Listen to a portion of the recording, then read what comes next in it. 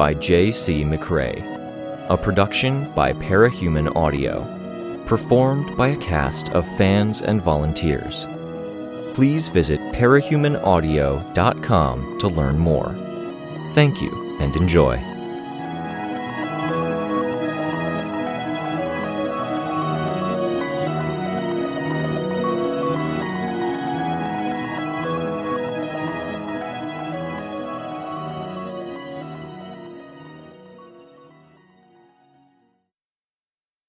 Arc 12, Heavens, Chapter 7. I'd spent a lot of time being conscious of power, in the sense of being commanding. My mom, who was on the rooftop now, holding 2 squadron leaders hostage, had tried to make me conscious of it from an early age. When I'd made a good showing in gym class and earned an offer to join the basketball team, the same conversation where I'd brought it up with my parents had included the question of whether I'd end up team captain. Was that something I wanted? Where would it get me? Before I'd had a uniform or even owned a basketball of my own, the idea was on the table. Not that it had mattered. I complained about a frustrating experience doing group work in school. She'd ask if I'd taken charge. If not, then she had made suggestions on delegation, told me that even if I wasn't confident, leading a group with a mediocre plan of action in mind was better than a group with no leadership at all. Which was a really jarring thought when I connected it to our plan from earlier. No, I wasn't going to dwell on it. Not when army-supported capes, screaming bloody tinkers, and lives were on the line. A thought for another day or time. I had a vision of what leadership was, and Cradle was so far from it that it made the scene I was looking at utterly surreal. The man, though he wasn't so much a man as someone straddling the line between teenager and adult, staggered more than he walked, clearly hurting, even though there weren't any obvious wounds. He'd screamed, raw and loud, and I didn't see anyone talking or commenting in the wake of it. He was utterly self-involved and focused on what he was dealing with, and the 100-plus individuals in the prefab factory building weren't even a consideration. I watched Cradle struggle on his own, and I saw him answer something a soldier nearby said. Someone wet a towel with water from a bottle and then threw it at Cradle. A slice of light appeared, as tall as Cradle was, and the towel struck it, cut clean in 2. Cradle caught one half of the towel in each hand. One dangled limp at his side, dripping, while he rubbed at his face with the other. Towel still held over face, his hand visibly trembled, clenching into a fist. Wet fabric was squeezed out, clean water running down his arms to his elbows, gathering blood as it went, until congealed globs dripped off of the elbow. He rubbed his face again, then ran towel against scalp to wipe the worst of the blood off. His straight blonde hair was slicked back as much as with any gel, colored with the clotting gore. He lowered his head as he set his mask into place, then stood a little straighter as he raised his head, a little less shaky. I could get that, at least, the benefit of a costume. The bloody towel wiped the worst of the mess from his arms and sleeves, cleaning them up to the elbow until the blood was streaking more than it was being wiped away. He turned to using the clean towel, draping the dirty one around his neck. His head turned, swift enough that I wondered if someone had called out to him, but his focus was on his mech. He took a deep breath, reaching out with a hand, and he distorted. Teleportation wasn't the right word. It made me think of Vista closing the space between herself and something else to get where she wanted to be faster. But it was instant, a snap, and Cradle was perched on the side of his mech, crouching with no regard for gravity, one hand at a panel window. He didn't need a deep breath for the movements that followed. There was a tall toolbox resting against the wall, and he was there. Okay, it was kind of like teleportation, but not like I'd dealt with. A surgical removal of everything between point A and B, including reorientation. It made me think of someone walking through a hall of mirrors, some mirrors angled or set up to portray things at right angles. He was getting more fluid with it by the second, snatching up a dangling wire while upside down and bringing it with him to a point where he was standing perpendicular to the ground, to the vent he pried open with the tool from the toolbox. The mechanisms at the interior of the vent illuminated him. Cradle wasn't shaking anymore, but Rein was right next to me, and Rein was trembling. "Easy," I whispered. "We have to fight that," he said. "We have to deal with it, not necessarily fight," I said. "Remember what you were doing." "Yeah," he responded. I wanted to have something to recommend or to say, to be able to point out a chink in the armor or a particular individual. It had been part of why I was studying Cradle's leadership, or the lack therein. Even now, he was indicating with the tool, which looked more like a taser than anything, directing people, while he made some adjustments to his mech. Some people started toward the stairs. I tensed, ready to head up and warn Sveta, foil and brandish, and Rein touched my arm, stopping me. Cradle made the people near the stairwell stop. The leader leaned against the wall, arms folded. Not sending the next patrol up here? Why? Adherence to schedule? The last patrol hadn't been that long. Was it a question of control? "Was that you?" I asked. Rein shook his head. "What the hell is he doing?" "What I'm doing is adding pressure," Rein said. "Okay." The one with folded arms by the wall stood up, stepping away from the wall. He said something. Cradle responded, still tinkering. A pause, the soldier practically tapping their foot as they stood there. "Make it feel bad to sit and wait," Rein murmured. The soldier said something again. Red called out to him, and his head turned. "Feels bad to listen?" "That's some fine control you're—" "Shh," Rein said. I pressed my lips together. Fair play. All of the emotion I could see in Rein was in his hands, mechanical and real. The face beneath the hood was masked, and that mask was calibrated to be entirely black. The hands pressed against glass, fingers bowed by the pressure. The impatient soldier said something again, and this time Red stood up. Everyone present was on edge. Another machinery disaster in the works? It was Cradle who said something to Red and got her to stand down, before I could figure out how to get Rein to do something similar. "Fuck," Rein said. "I could do something here, but I'm pretty sure it would get someone killed." "Yeah," I said. "I've got other options, but if they don't work, we should consider—" He didn't finish the sentence. We should consider doing it on purpose this time? Baiting soldiers to kill one another and throw things into disarray? It was a cape directly below the window who stood up, walking a few feet over, so he had a better view of Red and the other one. His soldiers had been playing cards among themselves, and now they stood too. Come on, Rein whispered. The cape pointed at the impatient soldier. Fuck, Rein said. You wanted them to challenge Red. Yeah, they defused more than they fused, which means... Cradle's mech moved. Cradle using his reposition power to put himself on an extended thumb tip. By position and placement alone, all eyes on him, he should have commanded authority. Instead, he was silent. His head hung low for a long moment, one hand clutching at one shoulder. All vulnerability, raw. I thought again of leadership and power. I could remember feeling bad about revealing my weakness, the wretch to the team. It had ended up helping connect, I was pretty sure. It had been necessary.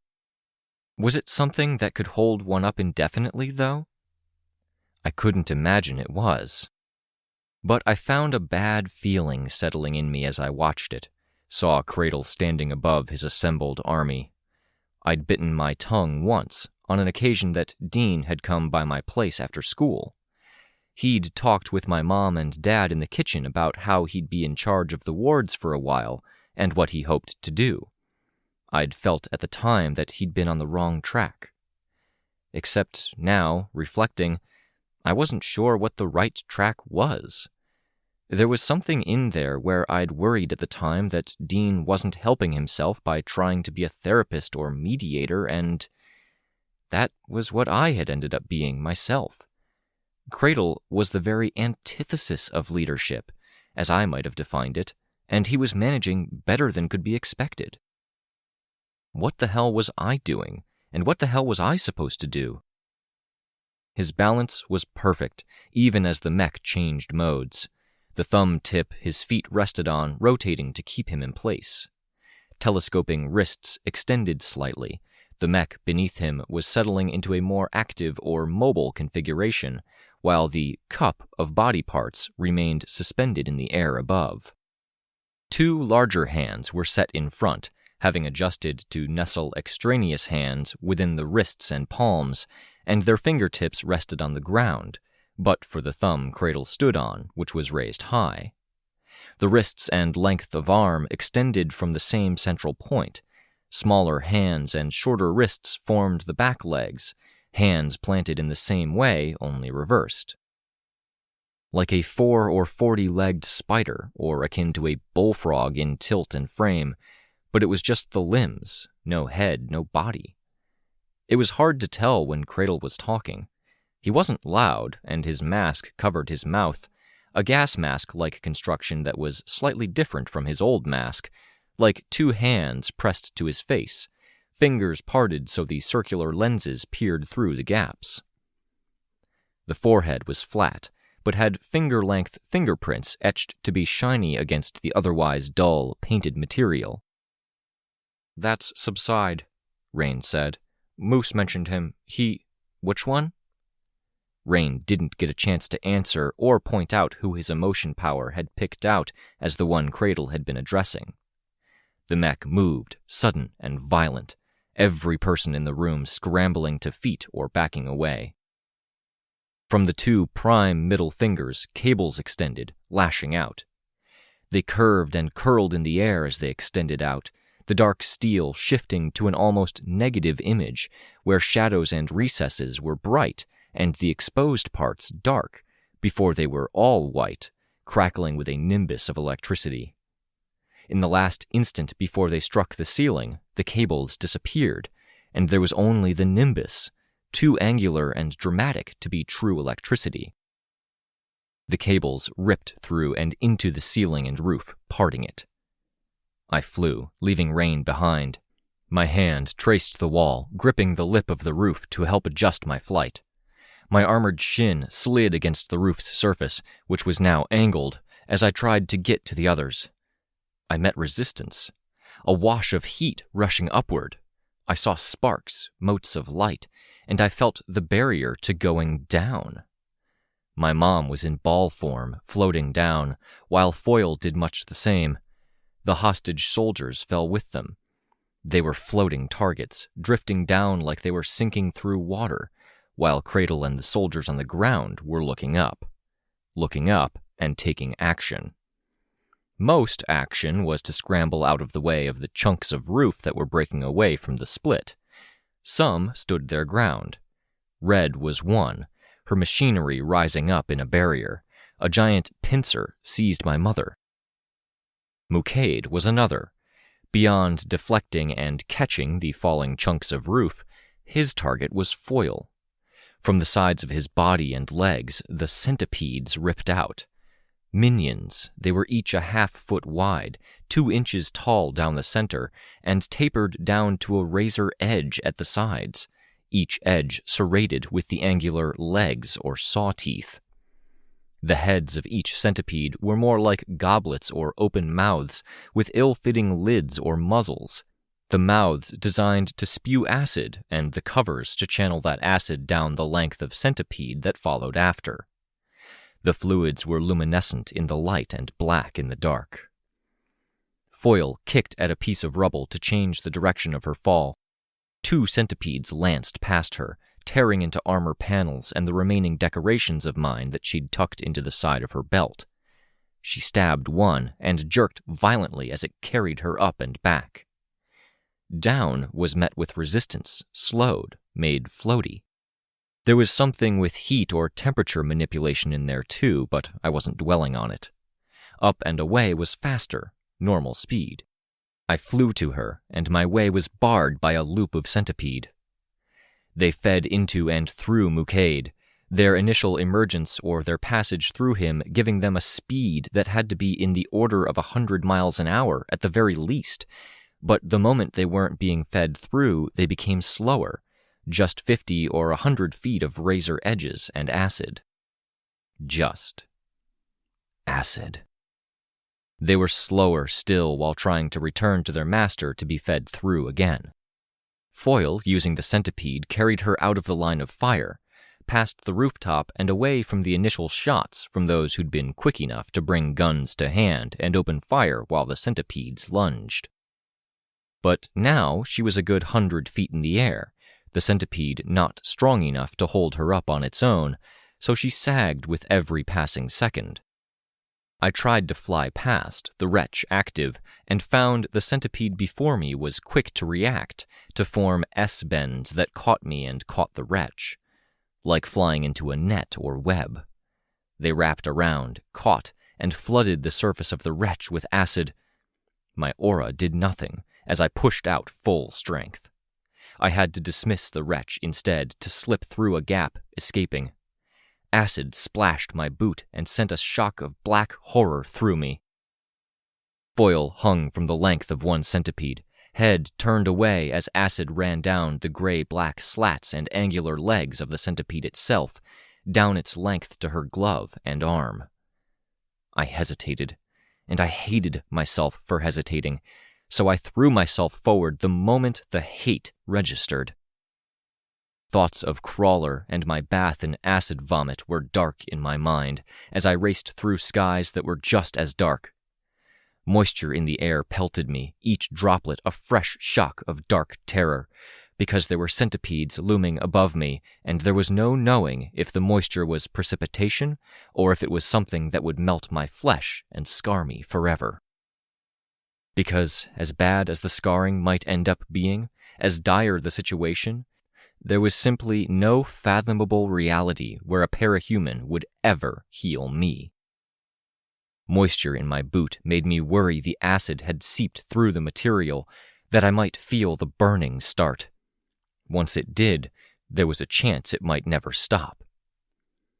I flew past, and I went without the wretch, because that adjustment made me a hair faster, a bit more precise in my maneuvering, and the wretch was too big when I needed to dive through a small space. Razor edges sliced at my arm in 2 places, cut at my belt in another without parting flesh, and my leg in a 4th spot. No healing if I lost an arm or suffered crippling pain.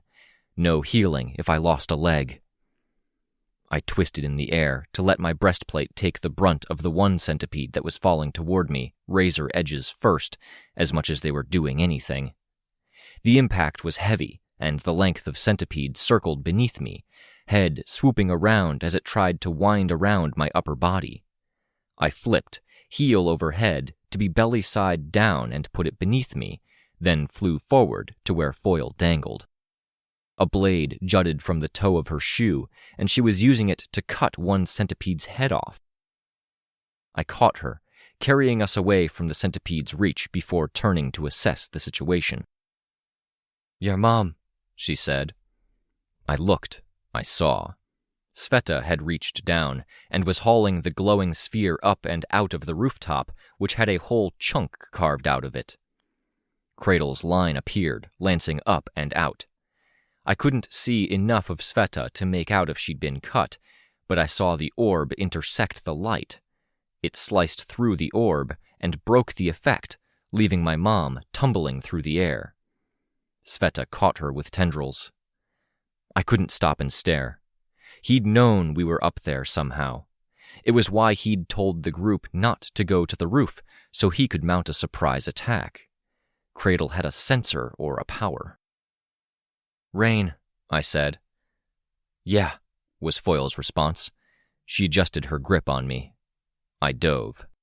There was no using the wretch to cut the force or chill of the wind while I carried Foyle. Sveta's face was barely visible above the roof as she lashed out, multiple tendrils stabbing down and into the space.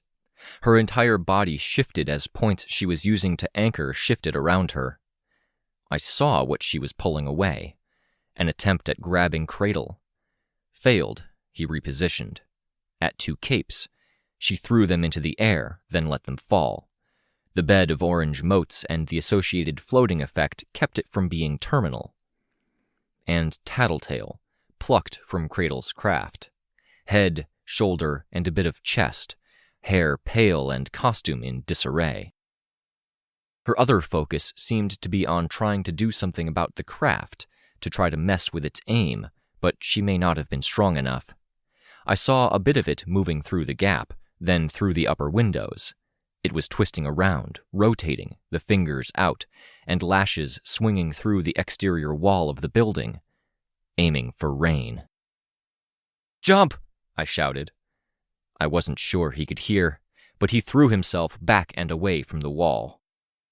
The now invisible cable sliced through the wall, cleaving a line through the surface, and by the course it painted, it seemed oriented perfectly to intersect the falling Rein.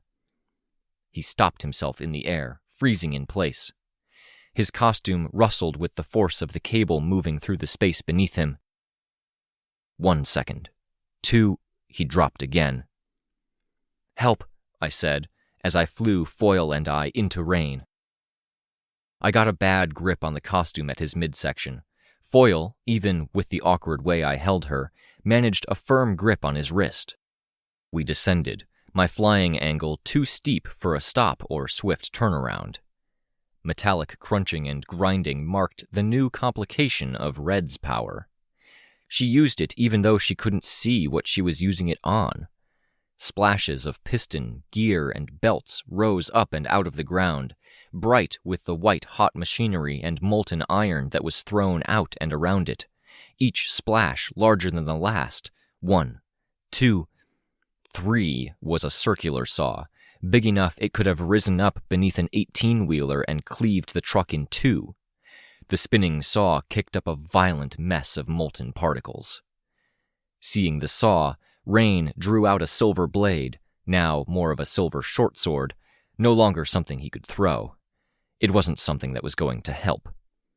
Foyle's blade swatted several particles out of the air as they sailed our way, accurate even when I abruptly changed direction, so the blindly aimed saw blade wouldn't catch us if it bobbed any higher. The roller coaster feeling of flying became hard impact and gritty, cold, muddy reality as we hit ground. I couldn't fly with 2 people, and because the direction and orientation of my flight didn't really give me a chance to pull up or fly the direction we needed to go. It was a rougher landing than I would have liked, one that saw us tumble to land on our backs or fronts, but not one that risked breaking anything.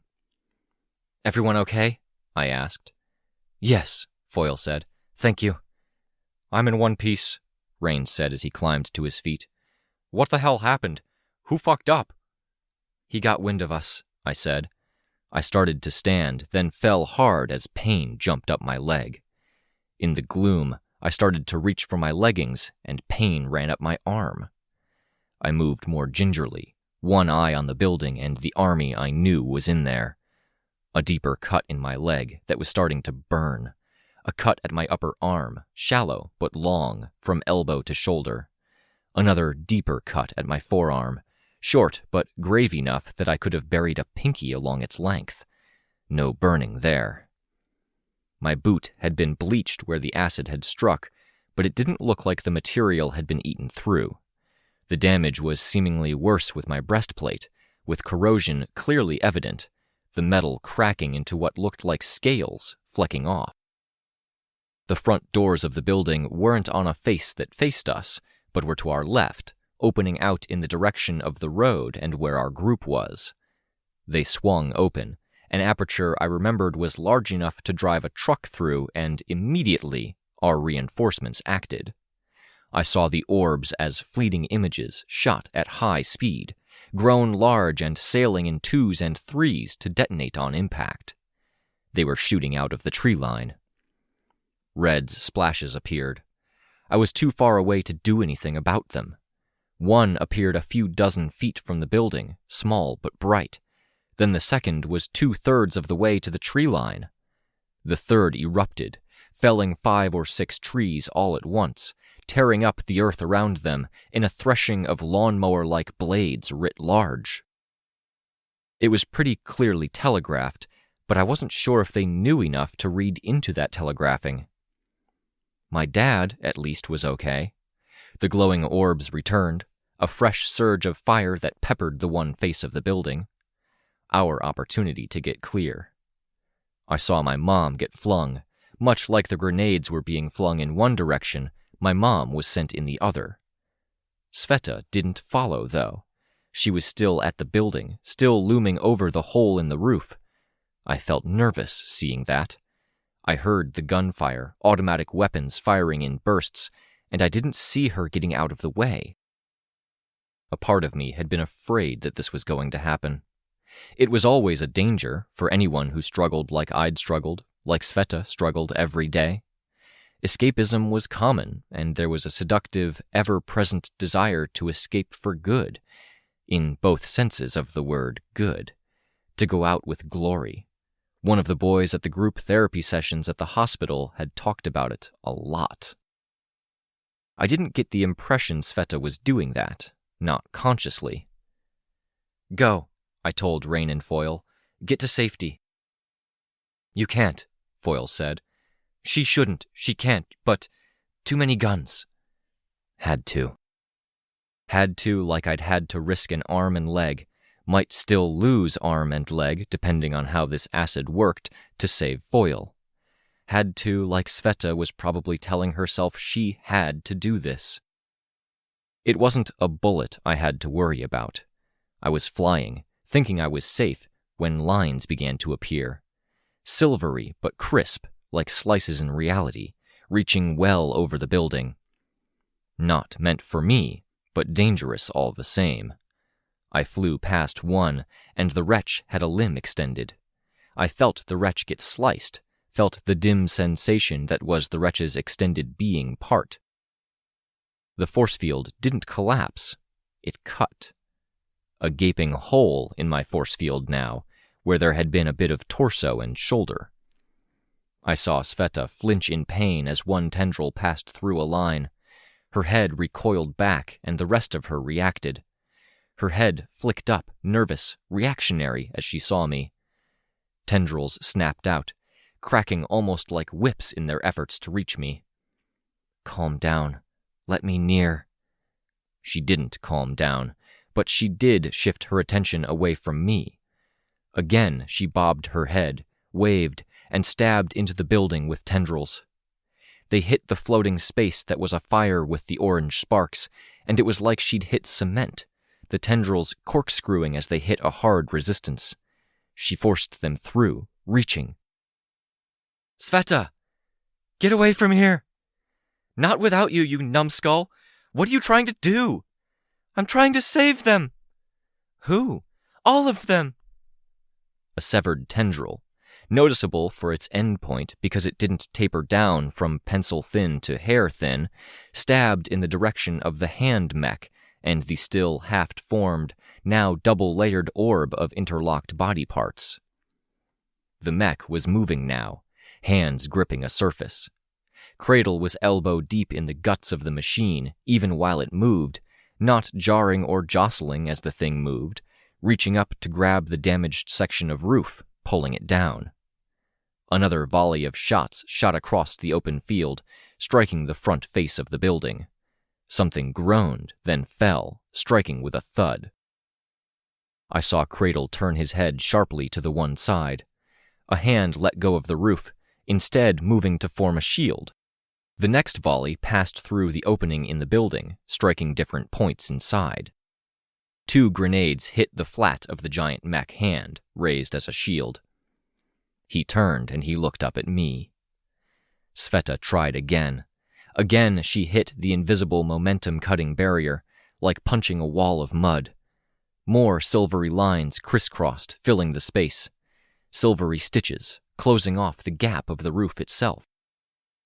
2 capes had somehow closed the distance to the tree line.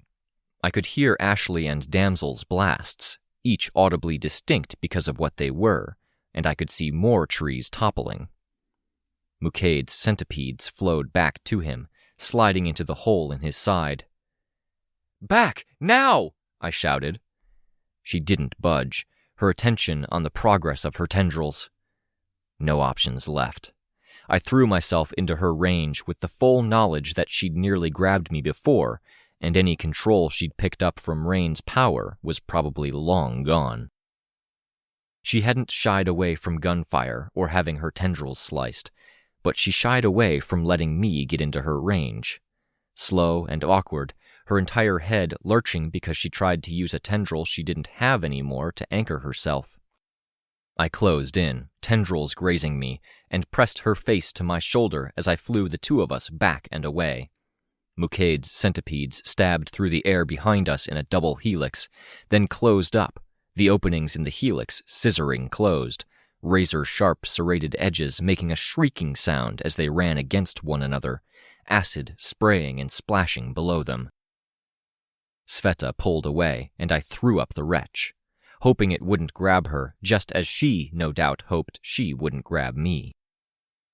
Red's power provided the elevator to raise a group of 4 capes and 10 soldiers to the broken rooftop.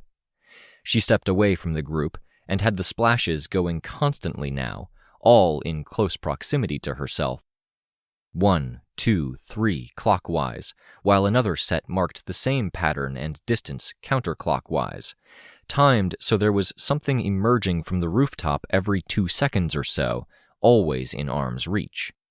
Pieces of metal to be shields, an outcropping of pipes that she could use to grab and wrench a weapon free, curved blades that scraped the roof as if testing the footing. Soldiers dropped low, raising their guns. The one closest to the trees seemed to throw himself at the guy beside him. Glass shards clattered down around him, and his head lolled back.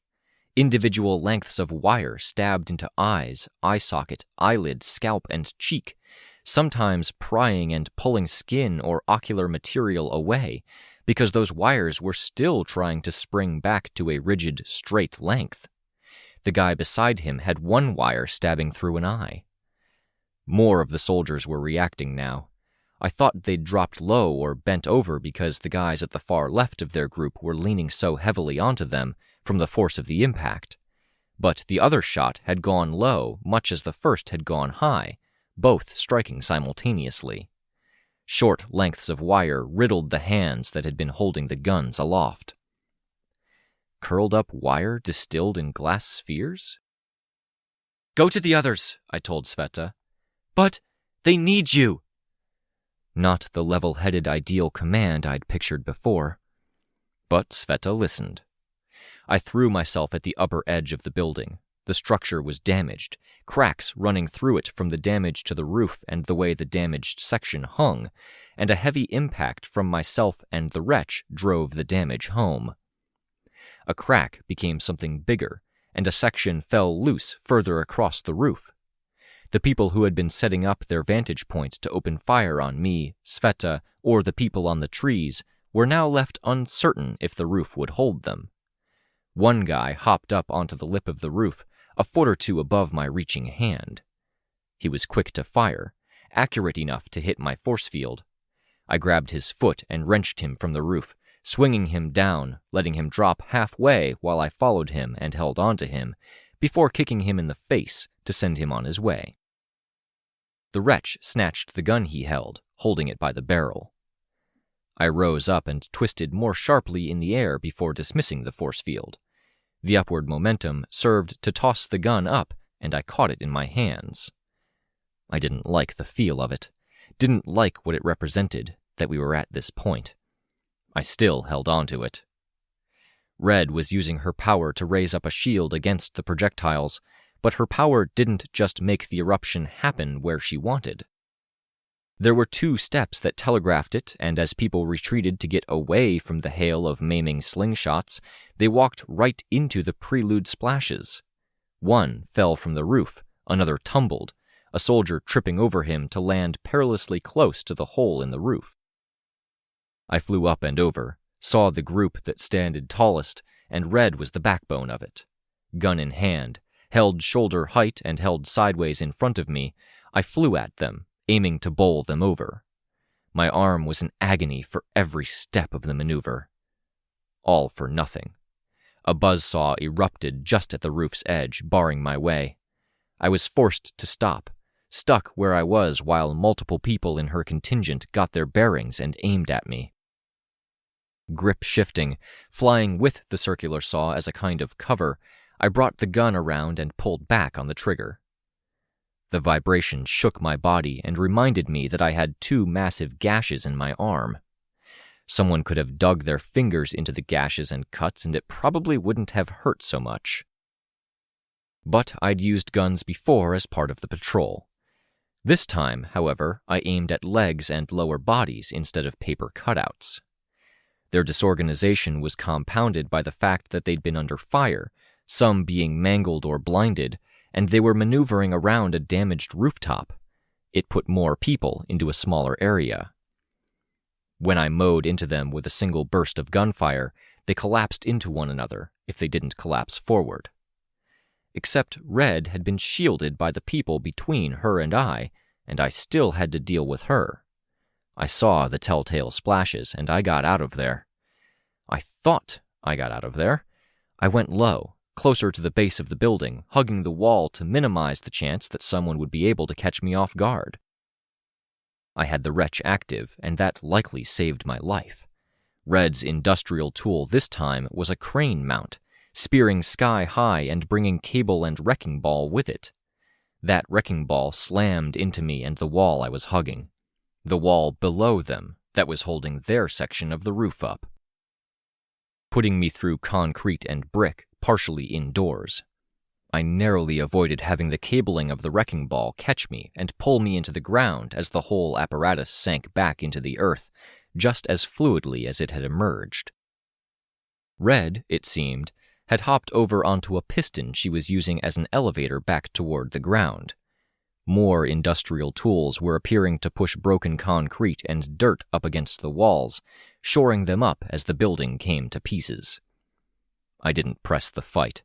It wasn't a priority. Our goal was stopping Cradle, and Cradle wasn't even here anymore. The siege was ongoing now. The grenade shots shook the building and people were hurrying outside. The momentum barrier was a one-way screen for them to open fire. I flew high, because low was hazardous as hell.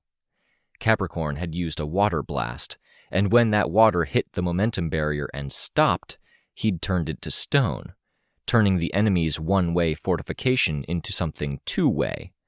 My dad peppered the outer edges of the stone splash with grenades, still somehow firing them like he was using a railgun, and the chunks that flew up and over were raining down on the mercenaries. But there were 15 of us, minus any injured I wasn't aware of. There were more than 100 of them. Just from the look of it, the grenade shots were coming from further back. Our team was steadily retreating. An audible wet sound was my only clue that I was under attack. In any other place, I might have dismissed the sound, but I was too high up for something to sound so sharp and near. I changed direction, using the wretch. A geyser of vomit from the airborne barf bat. Chug-a-lug floated below, gas-filled trash bags buoying him. He was downwind and further down, which spared me the worst of the smell. Barfbat spewed another geyser, liquid and far too sustained for something from a human-sized package. When I flew out of the way, avoiding his attempts to steer the spray my way, weaving below and then back, so gravity kept it from reaching me, he shifted modes. The ring of fluid-filled sacs around his neck contracted, then swelled, chunky. A loogie shot like a bullet. I had too much experience with aerial warfare to allow something like that to hit me. I monitored them, keeping a distance while moving in the general direction of my team.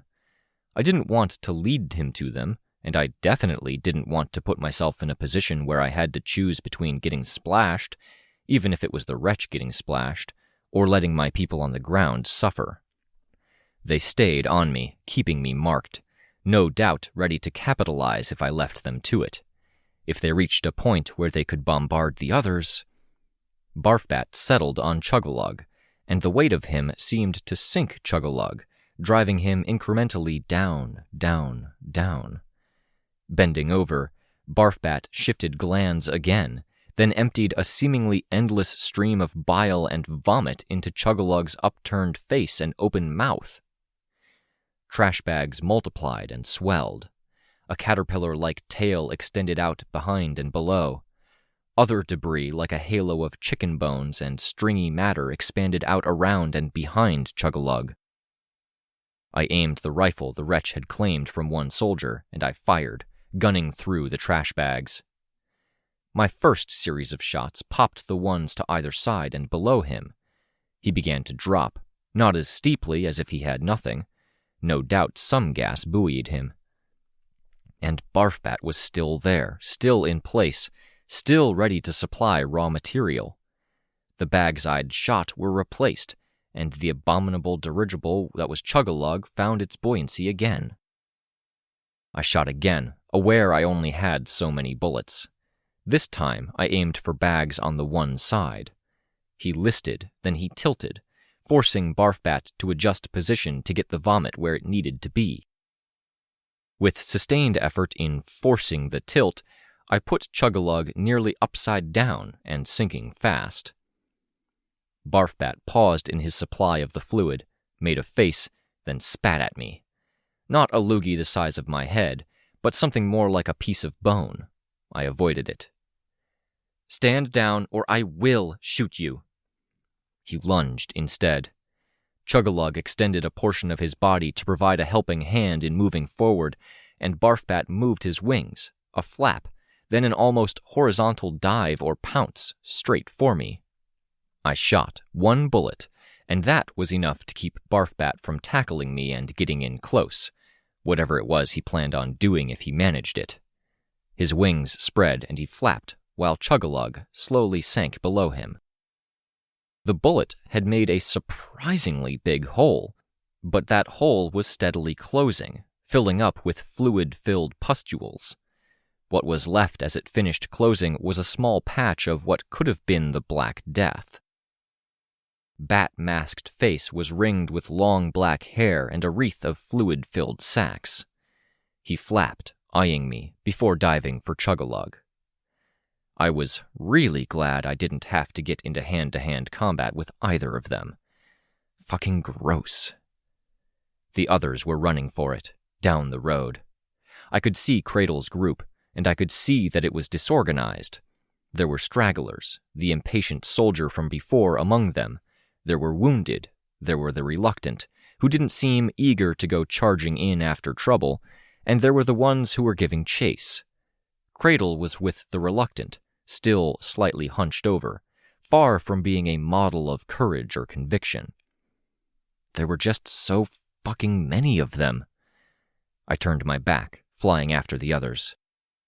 They were nipping at our heels, and as our group traced its way down a bend of road, they were at the prior bend, just far enough away that they probably couldn't be confident of their shooting, but still in a position to theoretically gun one of our people down. I could see where and when Rein was using his power, where people in the lead stopped in their tracks, or the loose mass of mercenaries started to spread out and then had second thoughts. Capricorn's power turned dirt road into mud. Mud became stone, trapping more than a few people.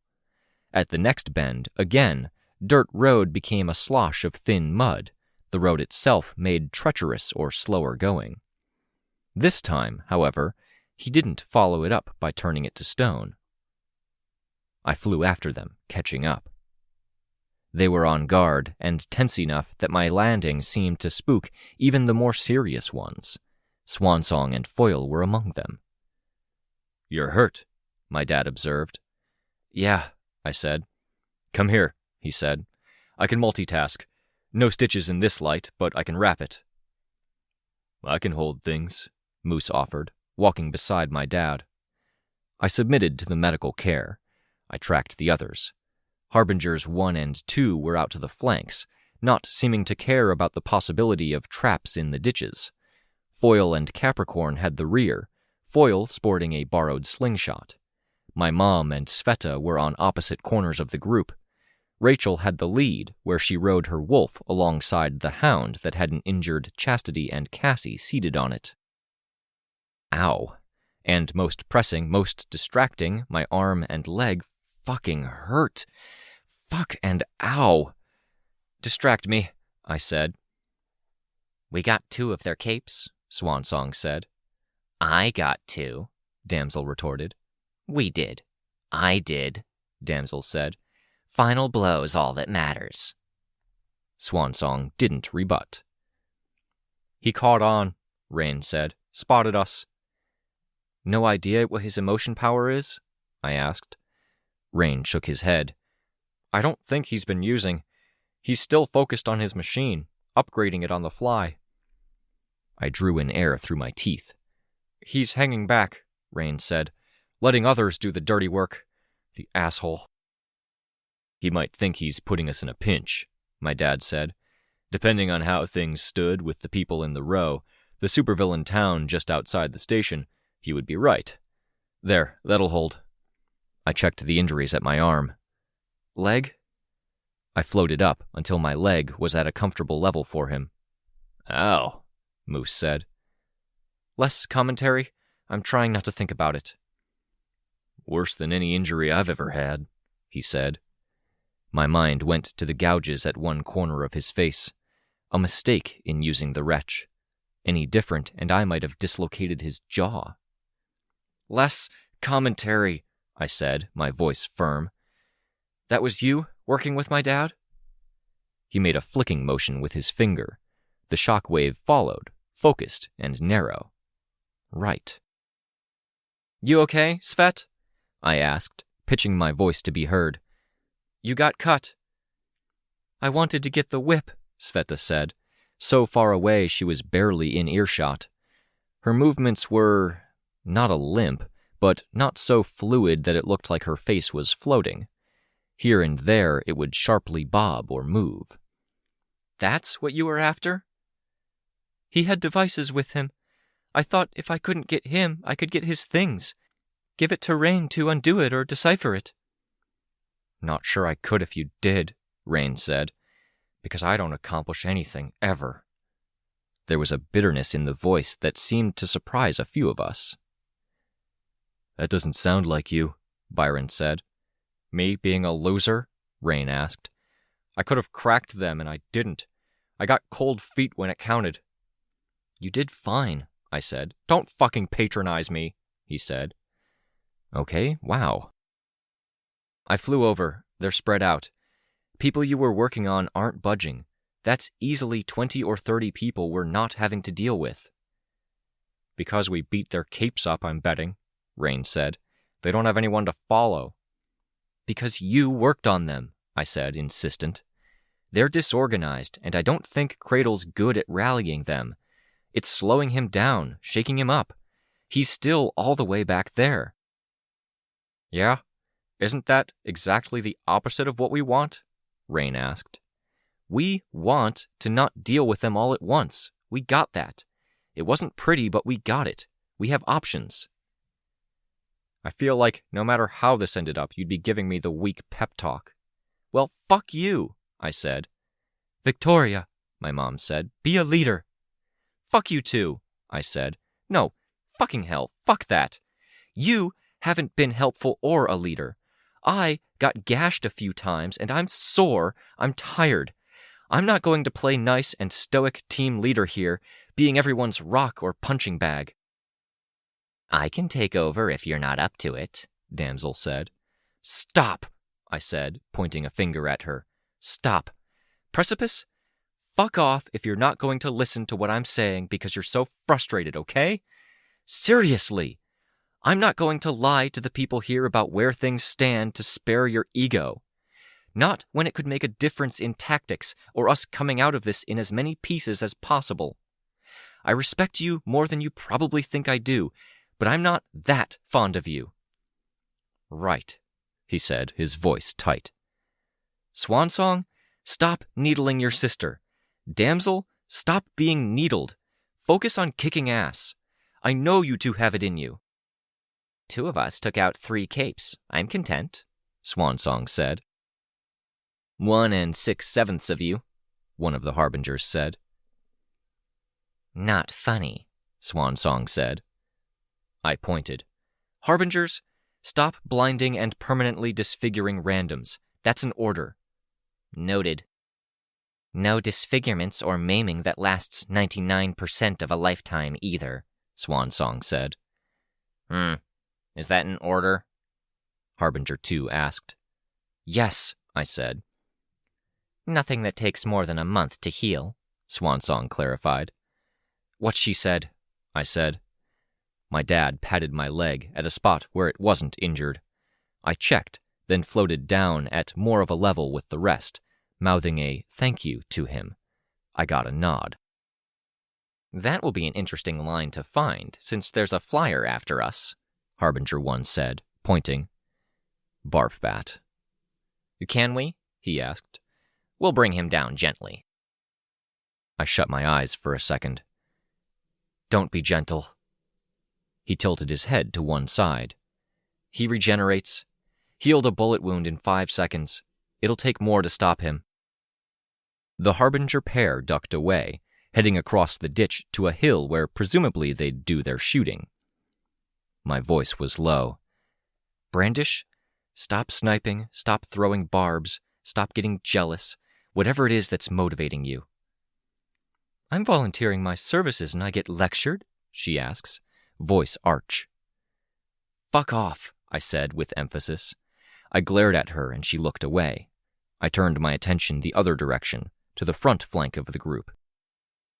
"Sveta, time to yell at me? If I say to get clear, listen.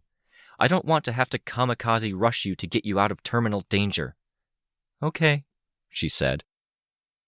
"Good control earlier. Good job getting people clear. You got Tattletale?" "I have her," Rachel said.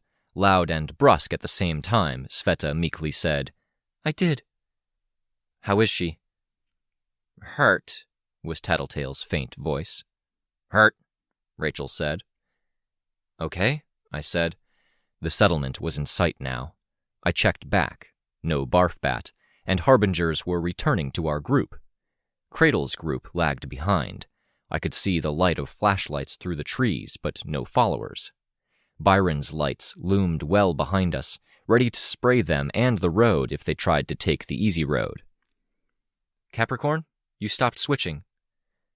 "My brother asked me not to, unless it was an emergency. Pain's getting to be too much to focus, and he's worried he'll pass out." "Got it," I said. Too many little things. There were probably other things I needed to hammer out, probably things that others needed to shout at me. "Speaking of focus, I'm worried about Precipice," Byron said. "Me?" "He's not acting like himself. I'm fine." "You're using more emotion power than ever.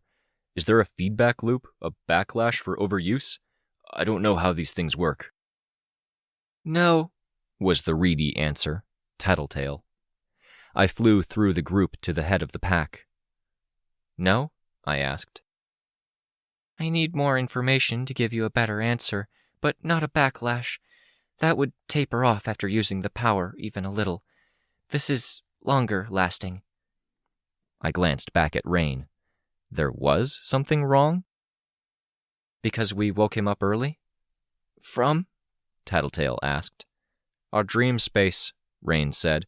"Where we face each other. They exchange tokens. They don't usually share with me. Except this time, Cradle offered me some, his tinker power, and I was suspicious. Too many weird things going on. I thought maybe it was a trap." "'Twas," Tattletale said, the contraction a result of her being so strained in her speaking. "Not like you think." "I think it might have been that tinkers get distracted or caught up in what they're wanting to build. They don't see reality. The asshole wanted to give me a lot at once, when I'm not used to it. No. Then what? Rein asked, clearly annoyed. You took something else. I think I might have been given some without knowing, by love lost. You were. It was a signal, a warning. About what? Bleed through. It comes with the tokens. Cradle wanted to give you his. As impatient and vocal as he had been, Rein went quiet, thinking. This is my head, Chastity said, and I couldn't see the motion she was making because of how she sat in front of Cassie. And this is the 50 things going about a mile above it. He's scared now, Tattletale said, shaken, because you gave him tokens? No, Rein said. You got to him. Hitting him with a shame and regret cloud while he was sleeping, Rein said. You got to him. He's scared. He knows that tomorrow night you can just give him your things. You can do it every night. He has to stop you. You have the upper hand. He has more people, but you're winning. I folded my arms. Then we have a game plan. We go into the town. They're cooperating with us to some degree. If they're on our side, then Cradle probably can't attack like he wants to. We find an angle. Maybe keep using Precipice's power, push buttons, make it so their group can't stay together. I looked at Rein. I saw him nod. Delayed, like he'd had to think first, or he was lost in thought. And if we absolutely have to, if the town isn't willing to let us use them to scare Cradle off, we go through and we lock the door. Stop march, intervene, do what we have to. Lock it? Foyle asked. I shrugged, then winced at the pain in my upper arm. It wouldn't be pretty, but it was an option. Doable, Capricorn said. Psychologically, even if I didn't trust Tattletale 100%, hearing that Cradle was spooked was a psychological edge.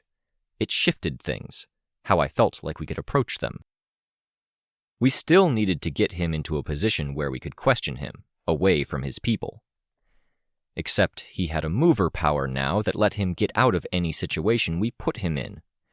Gravity and intervening obstacles didn't seem to matter. Getting him into a position where we could exploit him seemed next to impossible. Glory hole, Tattletale muttered.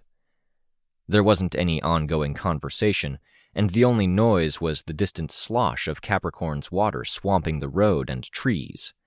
The words hung in the air, and I was tempted to leave them there. Wanted to say, she started. What? I asked. This sucks. This hurts. Fair's fair. If you want to lord it over me, you can. Lord it over her? That she was hurt? I couldn't even connect to what she meant until I remembered past jabs at my time in the hospital. I shook my head. Focus on the mission.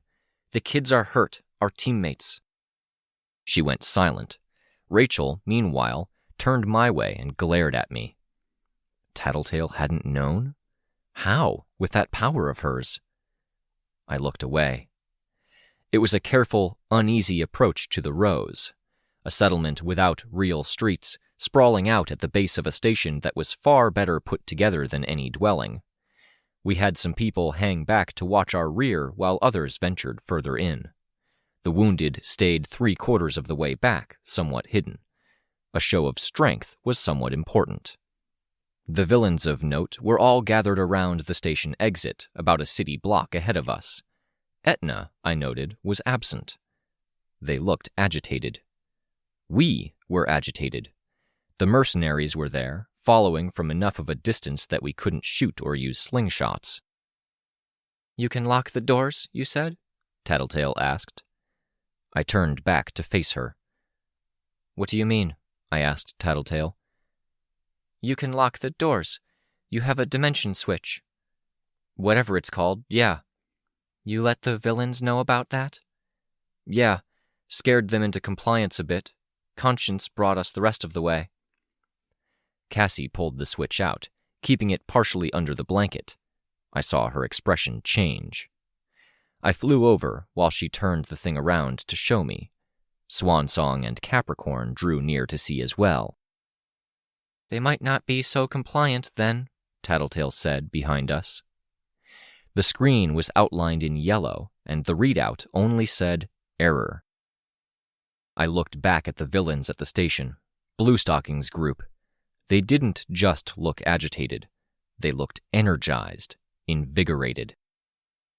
The person who'd just come out of the station, that had gone to whisper something in Bluestocking's ear, that had very possibly, even probably, been to let Bluestocking know the portal was clear. The way out was back. Because of Cradle. "How?" Capricorn asked.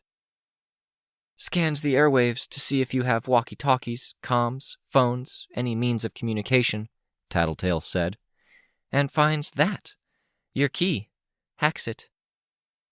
That was part of what he'd been up to, opening the door, taking away our leverage, leaving us caught between him and villains that weren't depending on us for a way out.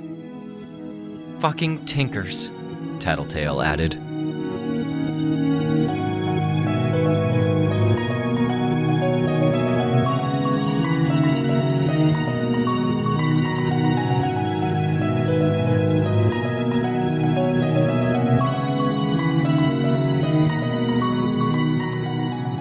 This was a production of Ward by Parahuman Audio. Ward and the Parahuman stories are written and owned by J.C. McCrae. You can find the original text and support the author at parahumans.net. For more of the Ward audiobook, as well as other community works, please visit parahumanaudio.com. Music for this chapter was by Enexia. Editing by SamuraiBuko. Narration by Robert Rein Ramsay. Find more of their work at our website. Thank you for listening.